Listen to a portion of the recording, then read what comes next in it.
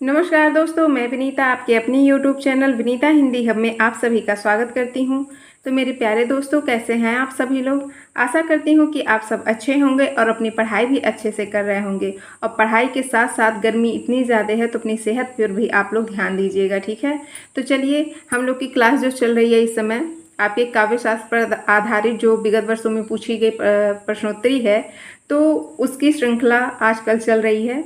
तो उसी क्लास को आज आगे बढ़ाते हुए हम लोग देखते हैं। आज की इस क्लास का पहला सवाल है, कंकन किंकिनी नुपुर धुनि सुनी, कहत लखन सन राम हृदय गुनी, मानहु मदन दुंदुभि दीन्ही, मनसा विश्व विजय कह कीन्ही। यह पंक्तियाँ किस गुण का उदाहरण है? तो माधुर्य गुण का है, ठीक है। तो देखिए, ये जो पंक्ति दी गई है इसमें माधुर्य गुण है। देखिए, जो माधुर्य गुण होता है, तो जो माधुर्य गुण है ना, तो वो ऐसी रचना होती है जिसकी भाषा जो होती है बहुत ही सरल होती है, कोमल होती है और आनंददायक होती है। माधुर्य गुण का ये मतलब एक तरीके से देखा जाए तो परिभाषा है कि जो माधुर्य गुण होती है उसकी भाषा बहुत ही सरल, कोमल और आनंददायक होती है। और ये मतलब ये इसकी जो माधुर्य गुण में जितनी भी पंक्तियाँ दी होती हैं, तो उनको पढ़कर या सुन करके पाठक या श्रोता के मतलब श्रोता को आनंद, प्रेम और सौंदर्य का अनुभव होता है, ठीक है। तो देखिए, इस पंक्ति में क्या कहा गया है कि कंकन किंकिनी नुपुर धुनि सुनी, कहत लखन सन राम हृदय गुनी। देखिए, इस पंक्ति का आशय है कि श्री राम जो हैं तो लक्ष्मण से कहते हैं कि कंकन, कंकन का मतलब होता है कि जो हाथ में कड़ा पहना जाता है जिसे कंगन बोला जाता है। किंकिन नुपुर धुनि सुनी, किंकिन नुपुर पाजेब और करधनी की आवाज़ सुन करके ऐसा लग रहा है, श्री राम लक्ष्मण से कहते हैं कि हाथ का कड़ा यानी कि कंकड़, पाजेब और करधनी की आवाज़ सुन करके ऐसा लग रहा है, मानहु मदन दुंदुभि दीन्ही। मानो जैसे कामदेव ने, दुंदुभि का मतलब होता है डंका बजाया हो। किस लिए? मनसा विश्व विजय कह कीनी, जैसे कामदेव ने विश्व को जीतने का संकल्प करके क्या किया हो? डंका बजाया हो, दुंदुभि बजाया हो, ठीक है। तो इस पंक्ति का यही आशय है, इसमें माधुर्य गुण है। अगला सवाल है, ईश्वर मर गया यह घोषणा की तो नीत्शे ने की थी। देखिए, जो नीत्शे हैं तो इनका पूरा नाम फ्रेडरिक नीत्शे हैं, ठीक है। तो वो क्या कहते हैं कि ईश्वर मर गया।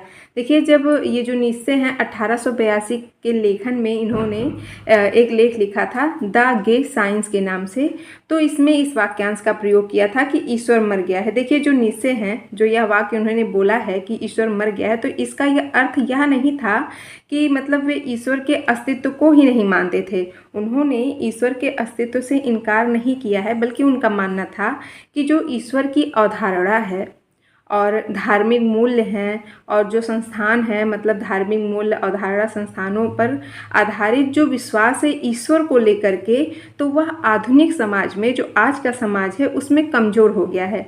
और इस वजह से जो लोगों के मतलब आधुनिक लोग हैं, तो उनको नए मूल्यों और अर्थों की खोज करनी चाहिए। इसलिए उन्होंने कहा था कि ईश्वर मर गया है, यानी कि आधुनिक समाज में ईश्वर का जो अस्तित्व है वो कम हो गया है, ठीक है। फिर अगला सवाल है कि ओज गुण का संबंध है तो रौद्र रस से है, अर्थ दोष के अंतर्गत आता है तो क्या आता है? कष्टार्थत्व आता है, ठीक है। कष्टार्थत्व, कष्टार्थत्व का मतलब होता है कि कष्ट से भरा हुआ, जिसे आप लोग पेनफुलनेस बोलते हैं, ठीक है। तो अर्थ दोष के अंतर्गत ये आता है। फिर अगला सवाल है कि मम्मट के काव्य प्रयोजन में शामिल नहीं है तो लोकातीत आनंद शामिल नहीं है। देखिए, जो मम्मट हैं, तो मम्मट ने जो काव्य प्रयोजन दिया है, तो क्या दिया है? उनका काव्य प्रयोजन है कि काव्यम यशसे अर्थकृते व्यवहार विदे शिव रक्षतये।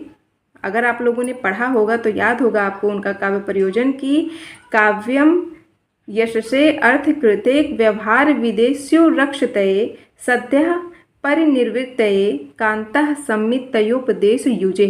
तो इसके अंतर्गत इन्होंने 6 काव्य प्रयोजन शामिल किया है। किसने? मम्मट ने।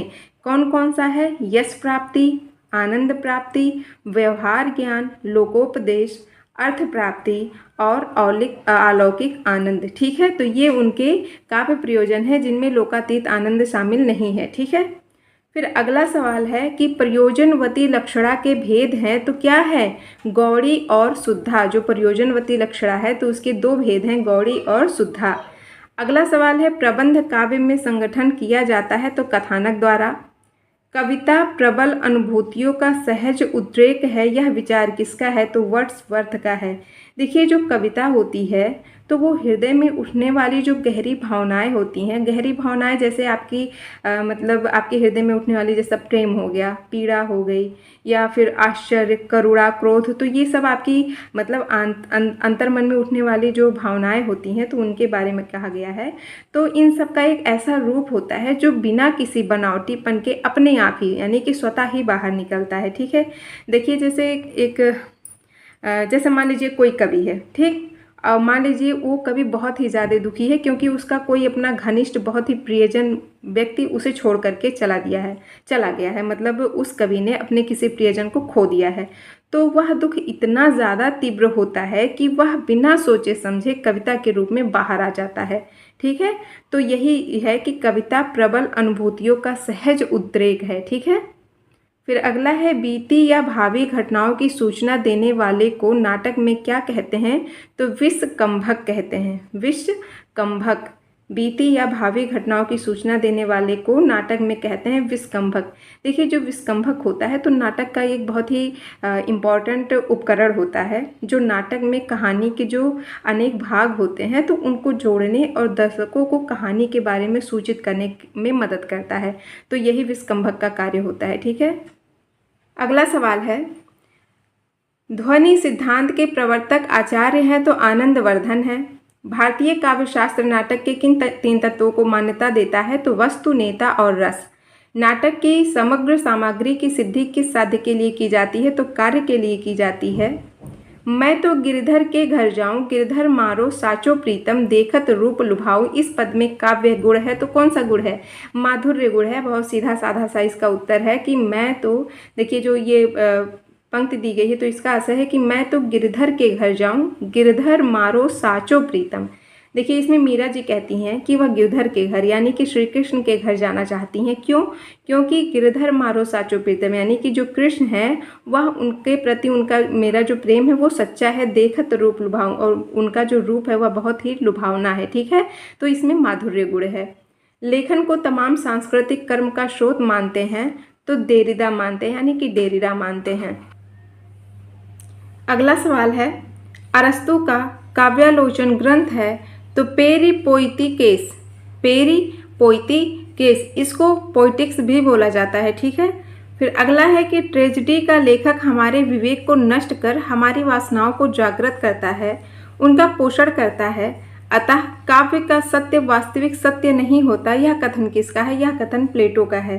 ठीक है, देखिए जो ट्रेजेडी होता है उसका मतलब होता है कि विपत्ति या दुख भरी कथा। ठीक है, अरस्तु के अनुकरण सिद्धांत में अनुकरण का आशय क्या है? तो पुनः सर्जन है। काव्य को प्रकृति की अनुकृति माना है अरस्तु ने। चित्रकार अथवा किसी अन्य कलाकार की ही तरह कभी भी अनुकरता है। यह कथन किसका है? तो यह कथन अरस्तु का है। अरस्तु का अनुकरण सिद्धांत में उपेक्षा मिलती है किसकी? कवि की अंतश्चेतना की। I.A. रिचर्ड्स की पुस्तक प्रैक्टिकल क्रिटिसिज्म में अर्थ का प्रकार नहीं है तो कला नहीं है। देखिए, I.A. रिचर्ड्स की पुस्तक का क्या नाम है? प्रैक्टिकल क्रिटिसिज्म, और इसमें अर्थ का प्रकार क्या नहीं है? तो कला नहीं है।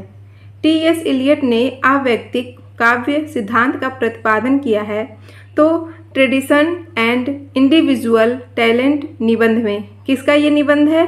T.S. इलियट का निबंध है। ठीक है, अगला सवाल है, T.S. इलियट ने काव्य में कवि व्यक्तित्व के स्थान पर स्थापित किया है तो परंपरा और इतिहास बोध को। वर्ड्सवर्थ ने काव्य का प्रतिपादन माना है जनसाधारण का जीवन और प्रकृति को। कल्पना मानव मस्तिष्क की बिंब विधायनी शक्ति है। यह कथन किसका है? तो कॉलरिज का है। क्रोंचे के अभिव्यंजना के 4 स्तंभों में असंगत स्तर कौन सा है? तो विचार है। मार्क्सवादी चिंतन की परंपरा में समीक्षक नहीं है तो लोरेंस नहीं है। संरचनावाद का जनक माना जाता है सास्यूर को। भारतीय काव्यशास्त्र में अनुकरण शब्द का सर्वप्रथम प्रयोग मिलता है तो नाट्यशास्त्र में मिलता है। नाट्यशास्त्र भरत मुनि की रचना है और उसमें सबसे पहले जो अनुकरण शब्द है उसका प्रयोग मिलता है। ठीक है, गुरु शिष्य परंपरा का सही अनुक्रम है तो प्लेटो, अरस्तु, सिकंदर।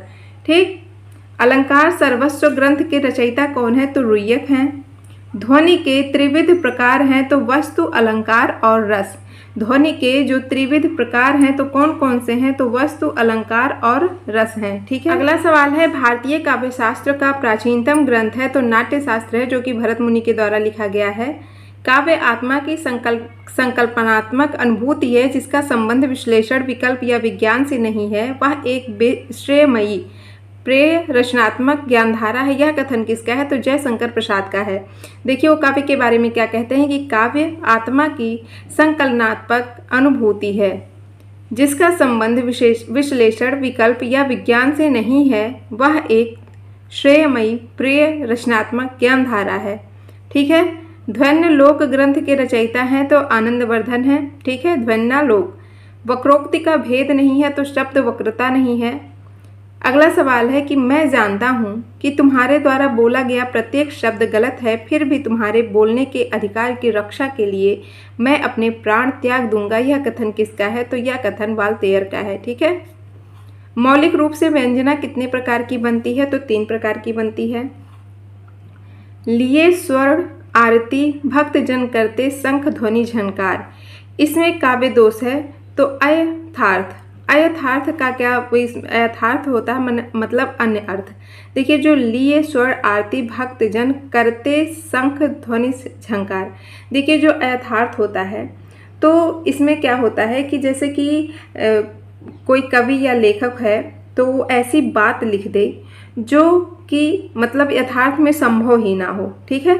ना तो कल्पना में वो स्वीकार की जाती हो और ना ही काव्य मतलब काव्य में, जिससे क्या होता है कि ऐसी बातें जब वो लिख देते हैं तो काव्य का जो सौंदर्य होता है वो बिगड़ जाता है, तो उसी को अयथार्थ काव्य दोष कहते हैं। ठीक है। तो इसमें देखिए क्या कहा गया है कि लिए स्वर्ण आरती भक्त जन करते शंख ध्वनि झनकार, यानी कि जो भक्त जन हैं यानी कि भक्त लोग हैं तो अपने हाथों में क्या लेकर के स्वर्ण आरती लिए हुए, स्वर्ण की आरती यानी सोने की आरती लिए हुए भगवान की पूजा कर रहे हैं। और क्या कर रहे हैं कि मतलब पूजा कर रहे हैं और साथ ही जो शंख है तो उसकी ध्वनि भी गूंज रही है। भक्त जन करते शंख ध्वनि झंकार, तो जो शंख की ध्वनि है वह भी गूंज रही है, जिससे वातावरण क्या हो रहा है, पवित्र और भक्तिमय हो रहा है। ठीक है। स्वर्ण की आरती, तो यहाँ पर वो मतलब अयथार्थ है। अयथार्थ एक प्रकार का काव्य दोष है। ठीक है। अगला सवाल है, भरत मुनि के अनुसार काव्य दोषों की संख्या होती है तो 10 होती है। लक्षणा को कहा जाता है शब्द शक्ति। नाटक में पर्दे के पीछे से दी जाने वाली सूचना कहलाती है चूलिका। प्रयोजनवती लक्षणा का भेद नहीं है तो रूढ़ा नहीं है। व्याकरण विरुद्ध प्रयोग किस दोष के अंतर्गत आते हैं, तो च्युत संस्कारत्व के अंतर्गत आते हैं। प्रयोजनवती लक्षण के भेद हैं गौड़ी और शुद्धा। ठीक है। शब्द शक्ति के भेद हैं तो 3 प्रकार की शब्द शक्तियाँ होती हैं, आप लोग जानते ही हैं। आचार्य वामन के अनुसार काव्य के गुण हैं तो 20 हैं। आचार्य वामन ने जो काव्य का गुण बताया है तो 20 प्रकार का बताया है। ठीक है। अगला सवाल है, नील परिधान बीच सुकुमार, खिल रहा मृदुल अध खुला अंग, खिला हो ज्यों बिजली का फूल, मेघ वन बीच गुलाबी रंग। इन पंक्तियों में काव्य गुण कौन सा है, तो माधुर्य गुण है। ठीक है। तो देखिए जो पंक्ति दी गई है क्या कहते हैं कि नील परिधान बीच सुकुमार, खिल रहा मृदुल अध खुला अंग, यानी कि नीले वस्त्रों, नील परिधान का मतलब नीले जो वस्त्र होते हैं, जो आपका नीला आसमान है, आकाश है, मेघ जो भी बोल लीजिए, तो उसको वस्त्रों के रूप में तुलना की गई है। कहा गया है कि जो नीले वस्त्र हैं यानी कि जो नीले आकाश हैं तो उसके बीच में कोई कोमल सा, बीच सुकुमार, कोई कोमल सा सुंदर और आकर्षक क्या है मतलब आकृति है। किस प्रकार की, ऐसे खिली हुई प्रतीत हो रही है जैसे कि खिला हो ज्यों बिजली का फूल, मेघ वन बीच गुलाबी रंग, मतलब ऐसे खिली हुई प्रतीत हो रही है जैसे किसी बादल के बीच में, जो बादल होता है तो उसके बीच में जो बिजली चमकती है ना, तो गुलाबी रंग की जो बिजली है तो वो फूल की तरह मतलब खिला हो। बिजली को, जो बादलों के बीच में बिजली कड़कती है तो उसकी तुलना फूल से की गई है। तो ये जो पंक्ति दी गई है तो इन पंक्तियों का आशय इस प्रकार से है कि जो नीले वस्त्र हैं यानी कि नीले आकाश के बीच में कोई कोमल, सुंदर और आकर्षक आकृति, आप आकृति बोल लीजिए या शक्ति बोल लीजिए, तो ऐसे खिली हुई प्रतीत हो रही है जैसे कि किसी बादल के बीच में गुलाबी रंग की बिजली का फूल खिला हो। ठीक है। तो इसमें माधुर्य गुण है, इसको पढ़ने में बहुत ही आनंद आता है। ठीक। ध्वनि को सर्वप्रथम काव्यात्मक माना तो आनंदवर्धन ने माना। वह शब्द जो शक्ति का भेद नहीं है तो श्रोता नहीं है। अनुभाव और विभाव की कष्ट कल्पना किस प्रकार का दोष है? तो रस दोष है। अर्थ वैमल्यम प्रसादा, अर्थ की विमलता ही प्रसाद गुण है। उपयुक्त परिभाषा किसकी है? तो आचार्य वामन की है। ठीक है। भामा के अनुसार काव्य में दोष कितने होते हैं? तो 3 होते हैं। अलंकार संप्रदाय के प्रथम आचार्य हैं भामा हैं। वक्रोक्ति संप्रदाय का उद्भव किस संप्रदाय के विरोध में हुआ? तो ध्वनि संप्रदाय के विरोध में किसका उद्भव हुआ था? वक्रोक्ति संप्रदाय का। अगला सवाल है, अनुकरण को काव्य की आत्मा कहा है अरस्तु ने। प्लेटो ने कवि को माना है अनुकर्ता। मनोविकारों का शुद्धिकरण है तो विरेचन है। अभिव्यंजनावाद के प्रवर्तक कौन है? क्रोंचे। क्रोंचे अभिव्यंजनावाद के प्रवर्तक हैं। आत्मवादी दार्शनिक हैं क्रोंचे। अभिव्यंजनावाद के सौंदर्य शास्त्र का महत्वपूर्ण कलात्मक पक्ष है तो यूरोपीय। ठीक है। काव्य रचना में उदात्त तत्व को प्रमुख माना है लोंजाइनस ने माना है। निर्वैयक्तिकता का सिद्धांत संबंधित है तो इलियट से संबंधित है। काव्य शास्त्रीय आचार्यों का काल क्रमानुसार सही अनुक्रम क्या है? तो वामन, आनंदवर्धन, अभिनवगुप्त और मम्मट। देखिए जो काव्य शास्त्रीय आचार्य हैं तो उनका जो सही अनुक्रम है तो सबसे पहले वामन हुए, फिर उसके बाद आनंदवर्धन, उसके बाद अभिनवगुप्त, फिर मम्मट। ठीक है। तो ये इनका सही कालक्रम है। अस्तित्ववाद विचारधारा से संबंध है तो नीत्शे का है। यह आपके नेट में पूछा गया सवाल है कि अस्तित्ववाद विचारधारा से किसका संबंध है? तो नीत्शे का है। ठीक है। अगला सवाल है, अरस्तु के विरेचन पद की व्याख्या किन विद्वानों ने की है? अरस्तु के विरेचन पद की व्याख्या विद्वानों ने की है तो किसकी? धर्मपरक और कलापरक अर्थों में की है। ठीक है। जो अरस्तु का विरेचन पद है उसकी व्याख्या जो अन्य विद्वानों ने की है तो किस प्रकार से की है? धर्मपरक और कलापरक अर्थों में। कवि के भार को बहुत बड़ा बताते हुए वह आचार्य जिन्होंने कहा है कि ऐसा ना कोई शब्द है, ना अर्थ है, ना न्याय और ना कला जो काव्य का अंग ना बन सके, तो वो भामा है। यह भी आपके नेट में पूछा गया सवाल है। अगला सवाल है, प्लेटो के अनुसार एक समर्थ कवि काव्य रचना करता है तो किसी सचेष्ट कलात्मक प्रेरणा की अपेक्षा दैवीय शक्ति से प्रेरित और अभिभूत होकर के। ठीक है। आचार्यों का सही कालक्रम क्या है? दंडी, आनंदवर्धन, कुंतक और रुय्यक। अगला सवाल है, वह आचार्य जिसने शक्ति, लोक व्यवहार आदि से प्राप्त निपुणता तथा काव्याज्ञों की शिक्षा प्राप्त कर लिया गया अभ्यास को काव्य का हेतु माना है तो वो मम्मट हैं। अपने काव्य सिद्धांत की निर्मित के लिए वह पाश्चात्य आचार्य जिसने सहजानुभूति की अवधारणा का सहारा लिया तो क्रोंचे है। क्रोंचे ने सहजानुभूति की अवधारणा का सहारा लिया था। ठीक है। कालक्रम की दृष्टि से साहित्य सिद्धांतों का सही अनुक्रम है तो रस, अलंकार, रीत और ध्वनि। देखिए ये सारे प्रश्न आपके नेट में पूछे गए हैं। ठीक है। काव्य शास्त्रीय ग्रंथों का काल क्रमानुसार सही अनुक्रम है तो काव्यादर्श, ध्वन्यालोक, काव्य मीमांसा, वक्रोक्ति जीवितम। देखिए जो काव्यादर्श है वह दंडी के द्वारा लिखा गया है 6वीं से 7वीं शताब्दी के बीच में। ध्वन्यालोक है आपका आनंदवर्धन का 9वीं शताब्दी में। काव्य मीमांसा है, देखिए जो काव्य मीमांसा है वह कबीरदास शेखर के द्वारा लिखी गई है और यह 10वीं शताब्दी में आई थी। ठीक है। वक्रोक्ति जीवितम किसकी है? तो कुंतक के द्वारा लिखी गई है। यह भी 10वीं शताब्दी की रचना है। ठीक। कॉलरिज की काव्य संबंधी धारणा का प्रमुख आधार क्या है? तो जैववादी सिद्धांत है। रचना काल की दृष्टि से रचनाओं का सही अनुक्रम क्या है? तो नाट्यशास्त्र, काव्यालंकार, ध्वन्यालोक और साहित्य दर्पण। देखिए नाट्यशास्त्र बहुत ही महत्वपूर्ण है। आप सब लोग जानते हैं कि ये भरत मुनि की रचना है जो कि 200 ईसा पूर्व से 200 ईस्वी के बीच में लिखी गई थी। ठीक है। काव्यालंकार आपका दंडी के द्वारा लिखा गया है। देखिए जो काव्यालंकार दंडी के द्वारा लिखा गया है संस्कृत ग्रंथ है। और देखिए काव्यालंकार नाम से और भी अन्य आचार्यों ने रचनाएं लिखी हैं तो उनमें से आपके जैसे भामा हो गए और वामन हो गए और रुद्रट हो गए तो इन सब ने भी काव्यालंकार नाम से रचनाएं की हैं। ठीक है। ध्वन्यालोक है आपका आनंदवर्धन का और साहित्य दर्पण किसका है? तो विश्वनाथ का है जो कि 14वीं शताब्दी में लिखी गई थी। आचार्य भरत मुनि ने काव्य दोषों की संख्या कितनी मानी है? तो 10 मानी है। आनंदवर्धन ने ध्वनि की आत्मा माना है तो रस ध्वनि को। रस की प्रस्तुति के लिए तद्रुपतानुसंधान शब्द का प्रयोग किसने किया है? तो आचार्य भट्ट लोलट ने किया है।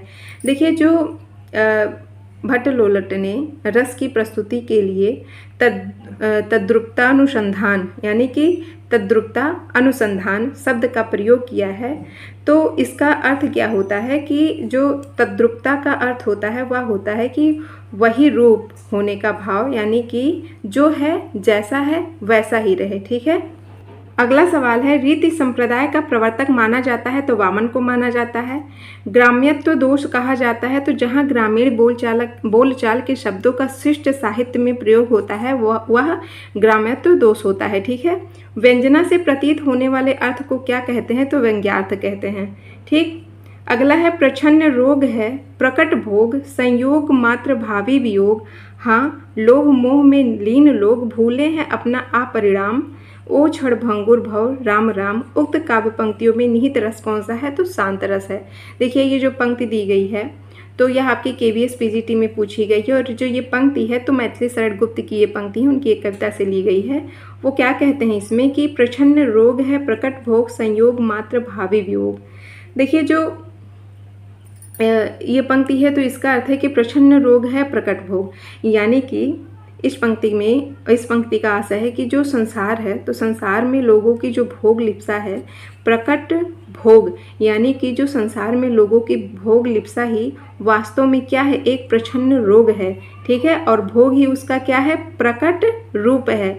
जो मनुष्य का मतलब जो सांसारिक भोग लिप्सा है तो वही एक प्रकार का प्रच्छन्न रोग है, और वही भोग ही उसका क्या है, प्रकट रूप है। संयोग मात्र भावी वियोग, और यह संयोग क्या है, अस्थायी है, क्योंकि वियोग अवश्य ही आने वाला है। ठीक है। वियोग हर किसी मतलब नॉर्मली आप देख लीजिए, अगर मनुष्य के जीवन में संयोग है तो वियोग है, सुख है तो दुख है, तो वही है कि मतलब यह जो संयोग है वो अस्थायी है, अस्थायी रूप से नहीं रहने वाला है, और जो वियोग है वह अवश्य ही आने वाला है। संयोग के बाद वियोग तो आएगा ही आएगा। हाँ लोभ मोह में लीन लोग। ठीक। तो जो लोग हैं यानी कि जो सांसारिक लोग हैं वो क्या है, मोह में इतने लीन हैं कि भूले हैं अपना अपरिणाम, कि वे अपने जो बुरे परिणाम हैं, बुरे अपरिणाम का मतलब हो गया बुरे परिणाम है, जो बुरे कार्य हैं उसको भूले हुए हैं। वो क्षणभंगुर भव राम राम, और जो क्षणभंगुर संसार है तो उसमें वो सब के सब फंसे हुए हैं। तो यही इस पंक्ति का अर्थ है, और यह शांत रस है इसका। ठीक है। अलंकार सिद्धांत के प्रवर्तक आचार्य कौन थे तो भामा थे। यह आपकी UP TGT में पूछा गया सवाल है, और ये जो पंक्ति दी गई है यह भी आपके KVS PGT में पूछा गया सवाल है। ठीक है। अगला सवाल है, काव्य के विशिष्ट तत्व के रूप में ध्वनि शब्द का सर्वप्रथम प्रयोग किसने किया था तो आनंदवर्धन ने किया था। अगला सवाल है, सुंदर है विहग सुमन सुंदर मानो तुम सबसे सुंदर, तब में काव्य दोष कौन सा है तो अधिक पदत्व है। देखिए अभी आपके TGT में पूछा गया सवाल है। सुंदर है विहग सुमन, विहग का मतलब पक्षी हो गया, सुमन का मतलब फूल हो गया, और सुंदर मानो तुम सबसे सुंदरतम, तो इसमें जो दोष है वो अधिक पदत्व का दोष है। तो इसका देखिए जो अर्थ दिया है, ये जो पंक्ति दी गई वो भी सुमित्रानंदन पंत की पंक्ति है। ठीक है। तो इसमें क्या कहते हैं कि सुंदर है विहग सुमन सुंदर मानो तुम सबसे सुंदरतम। देखिए ये जो पंक्ति दी गई है इसका आशय है कि जो प्रकृति की सुंदरता है, जैसे कि जो फूल हो गए, और पक्षियों की सुंदरता है विहग यानी कि पक्षियों की सुंदरता और फूलों की सुंदरता मानव की सुंदरता से भी बढ़कर है। ठीक है। मानव की सुंदरता से भी बढ़कर है इन सबकी। तो इसमें अधिक पदत्व दोष कैसे हुआ तो देखिए इसमें क्या, सुंदर सुंदर और सुंदरतम, तो ये इसमें बार बार सुंदर शब्द का मतलब एक से अधिक बार प्रयोग हुआ है, तो इसीलिए यहाँ पर अधिक पदत्व का दोष है। ठीक है। नाट्यशास्त्र के प्रणेता कौन है तो भरत मुनि हैं। विभावानुभाव व्यभिचारी संयोगाद रस निष्पत्ति को प्रतिपादित किसने किया है तो भरत मुनि ने किया है। देखिए जो ये भरत मुनि की रस की परिभाषा है तो ये बहुत ही महत्वपूर्ण है। यह आपके PGT UP TGT इन सब में कई बार ये प्रश्न पूछे जा चुके हैं। विभावानुभाव व्यभिचारी संयोगाद रस निष्पत्ति। ठीक है। कुवलयानंद के रचयिता कौन है तो अप्पय दीक्षित हैं। आचार्य मम्मट ने काव्य गुण कितने माने हैं तो 3 माने हैं। न कांतम अपि निर्भूषम विभाति वनिता मुखम, यह अभिमत किसका है तो आचार्य भामा का है। देखिए क्या कहते हैं कि ना कांतम, कांत का मतलब गहना होता है, अपि निर्भूषम, निर्भूषम का मतलब हो गया बिना गहने के, विभाति वनिता मुखम, वनिता मुखम वनिता का मतलब स्त्री होता है, तो यानी कि स्त्री का चेहरा वनिता मुखम। तो इसका पूरा आशय क्या हो गया कि ना कांतम अपि निर्भूषम विभाति वनिता मुखम, यानी कि चाहे कितना भी सुंदर गहना हो लेकिन बिना गहने के भी स्त्री का चेहरा क्या होता है, चमकता रहता है। तो यह अभिमत किसका है, आचार्य भामा का है। निरख सखी ये खंजन आए, फेरे उन मेरे रंजन ने नयन इधर मन भाए, इन पंक्तियों में कौन सा गुण है तो माधुर्य गुण है। देखिए ये जो पंक्ति दी गई है इसका क्या आशय है। निरख निरख निरख सॉरी निरख सखी ये खंजन आए, फेरे उन मेरे रंजन। रंजन का मतलब प्रियतम होता है। ने नयन इधर मन भाए, फेरे उन मेरे रंजन, यानी कि जब मेरे प्रियतम ने मतलब नज़र फेरी थी मेरी तरफ, तो वही दिया गया है कि निरख सखी ये खंजन आए। देखिए सखी से जो नायिका है तो वो अपनी सखी से कहती है, खंजन पक्षी को दिखाते हुए, प्रेमिका अपनी सखी को खंजन पक्षी दिखाते हुए कहती है या बताना चाहती है कि उसके जो प्रियतम की आंखें हैं, ठीक है, जो उसके प्रियतम की आंखें हैं तो उनकी आंखों की जो सुंदरता है वो किसकी तरह है, खंजन पक्षी की तरह है। देखिए जो खंजन पक्षी होते हैं तो उसकी आंखें बहुत सुंदर होती है, ठीक है। तो काव्य में अक्सर करके आंखों की जो तुलना की जाती है तो खंजन पक्षी से ही की जाती है। तो याद इसमें कहा गया है कि जो सखी को खंजन पक्षी दिखाते हुए प्रेमिका यह बताना चाहती है कि उसके प्रियतम की जो आंखों की सुंदरता है खंजन पक्षी की आंखों से भी क्या है, अधिक है। यानी कि उसके प्रियतम की जो आंखों की सुंदरता है वह खंजन पक्षी से भी ज़्यादा सुंदर है, जो उसे किस तरह है, बहुत ही ज़्यादा पसंद है। इधर मन भाए, उसके नयन मतलब उसे बहुत ज़्यादा पसंद है, अपने प्रियतम की आंखें प्रेमिका को बहुत ज़्यादा पसंद है, ठीक है। तो इसमें माधुर्य गुण है। काव्य का वह गुण जो चित्त में तेज और स्फूर्ति का संचार करता है, तो वो क्या कहलाता है, ओज गुण कहलाता है। तरु रिपु रिपुधर देख के विरहिणी ती अकुलाय में काव्य दोष है तो क्लिष्टत्व है। तरु रिपु का मतलब तो वृक्ष हो गया, रिपु मतलब शत्रु हो गया। तो जो वृक्ष होता है उसका शत्रु क्या होता है, अग्नि होता है। अगर वृक्ष में आग लग जाए तो क्या होगा, जल जाएगा। रिपुधर और धारण, और जो रिपु मतलब अग्नि है, तो देखिए जो वृक्ष है उसका शत्रु अग्नि है, और अग्नि का शत्रु कौन हो गया, जल हो गया। और जल को धारण करने वाला कौन होता है, मेघ होता है। तो यहाँ पर दिया है विरहिणी ती अकुलाय। विरहिणी ती का मतलब जो विरहिणी है यानी कि विछोड़ से पीड़ित स्त्री है, तो वह बहुत ही ज़्यादा दुखी और व्याकुल है, ठीक है। अकुलाय, अकुलाय का मतलब होता है व्याकुल होना।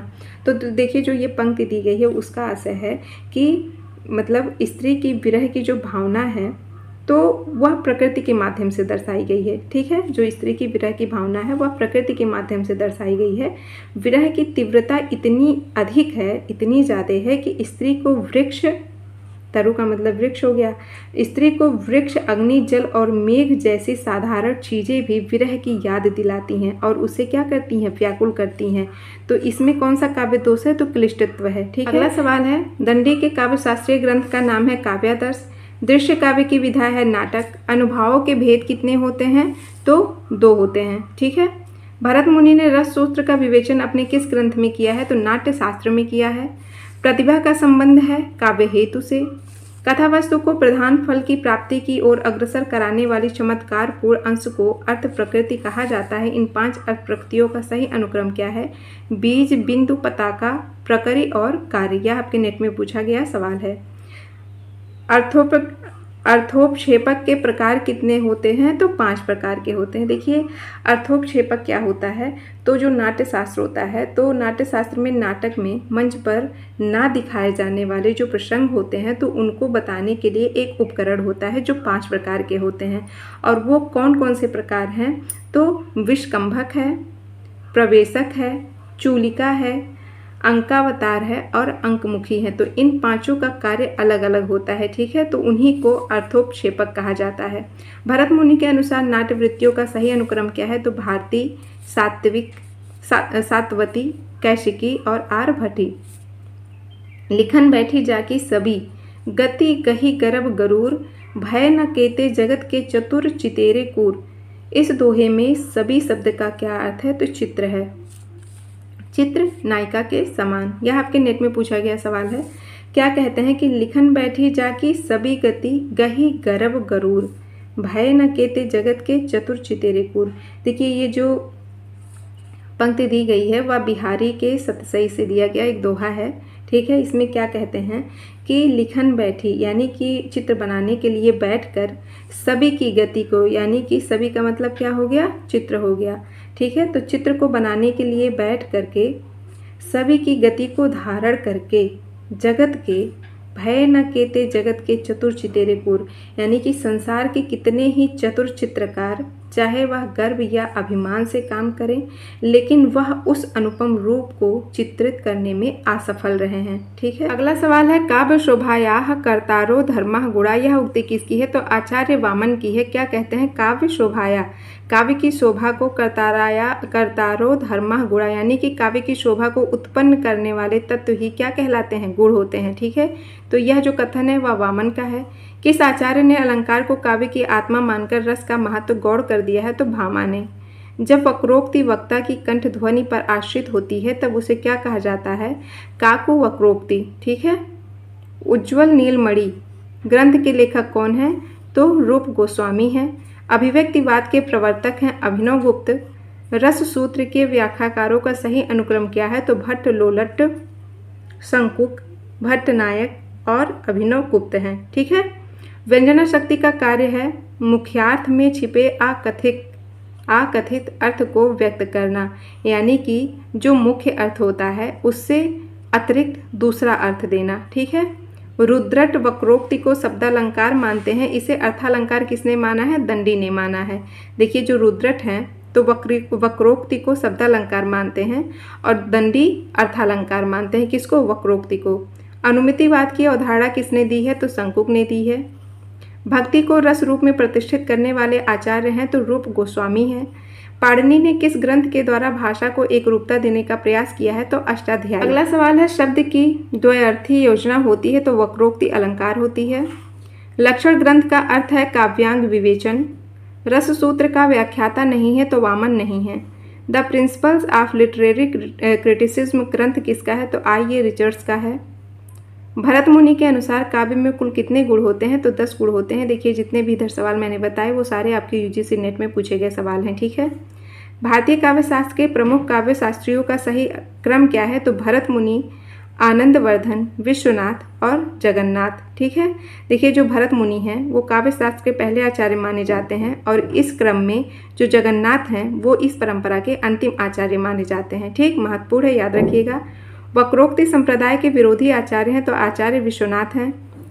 काव्य हेतुओं में व्युत्पत्ति का सही अर्थ क्या है? तो शब्द ज्ञान है। रस गंगाधर में पंडित राज जगन्नाथ ने प्रशंसा की है किसकी? बादशाह शाहजहां की है। काव्यालंकार रचना है भामा की है। अगला सवाल है काव्यालंकार संग्रह के रचनाकार कौन है? तो उद्भट हैं। एकांकी में अन्विति अथवा संकलन त्रय के अंतर्गत काल स्थान के साथ के निर्वाह की गणना की जाती है तो किसकी? कार्य की। देखिए, एकांकी में अन्विति अथवा संकलन त्रय के अंतर्गत काल, स्थान और कार्य आता है। ठीक है, शब्द में जहाँ मूल अर्थ नहीं बल्कि उसका वाच्यार्थ अभिप्रेत होता है तो वहाँ शब्द शक्ति होती है व्यंजना। ठीक है, काव्य दोष की परिभाषा सबसे पहले किसने दी थी? तो वामन ने। रस निष्पत्ति के संदर्भ में भुक्तिवाद आचार्य का मत है तो भट्ट नायक का। ठीक है, जो भुक्तिवाद है वह किसका मत है? तो भट्ट नायक का है। 9वीं शताब्दी का ग्रंथ है ध्वन्यालोक। बायोग्राफिया लिटरेरिया का प्रकाशन वर्ष है 1817 ईस्वी। ठीक है, डॉक्टर जॉनसन की कृति है रेम्बलर। महिम भट्ट द्वारा प्रतिपादित सिद्धांत है अनुमानवाद। वह आचार्य जिसने अलंकार और अलंकार्य में अभेद माना है तो आचार्य रामचंद्र शुक्ल ने। देखिए, वह आचार्य जिसने अलंकार और अलंकार्य में अभेद माना है। देखिए, अलंकार और अलंकार्य दो अलग चीज़ें हैं और किसने माना है? यह आचार्य रामचंद्र शुक्ल ने। देखिए, जो अलंकार होता है आप सब लोग जानते हैं कि यह काव्य की सुंदरता और आकर्षक को बढ़ाता है और जो अलंकार्य होता है तो अलंकार्य वह है जिसकी शोभा या सुंदरता अलंकार के माध्यम से बढ़ाई जाती है। ठीक है, देखिए उदाहरण के माध्यम से समझिए कि जैसे आप एक शब्द ले लीजिए, शब्द है चंद्रमुखी। ठीक, तो चंद्रमुखी का मतलब क्या हो गया? चंद्र के जैसा सुंदर चेहरा। तो इसमें जो चंद्र है, जो चंद्र शब्द है वह आपका अलंकार हो गया। ठीक है, लेकिन जो अलंकारी है उसमें क्या होगा? नायिका का चेहरा होगा। ठीक, चंद्र की तुलना किससे क्या की जाती है?